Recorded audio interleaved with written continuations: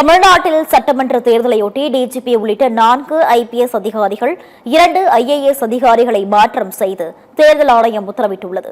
தமிழ்நாடு சட்டம் ஒழுங்கு பொறுப்பு டிஜிபியாக இருந்த வெங்கட்ராமனுக்கு பதிலாக தமிழகத்தின் புதிய டிஜிபியாக சந்தீப் ராய் ரத்தோரை நியமிக்க தலைமை செயலாளருக்கு தேர்தல் ஆணையம் உத்தரவு பிறப்பித்துள்ளது. மதுரை காவல் ஆணையர் லோகநாதன் மாற்றப்பட்டு அப்பதவிக்கு அபிஷேக் தீட்சித் நியமிக்கப்பட்டுள்ளார். தாம்பரம் ஆணையர் அமல்ராஜ் மாற்றப்பட்டு சஞ்சய்குமார் நியமிக்கப்பட்டுள்ளார். சேலம் மேற்கு மண்டல ஐஜியாக ரம்யா பாரதியை நியமித்து தேர்தல் ஆணையம் உத்தரவு பிறப்பித்துள்ளது.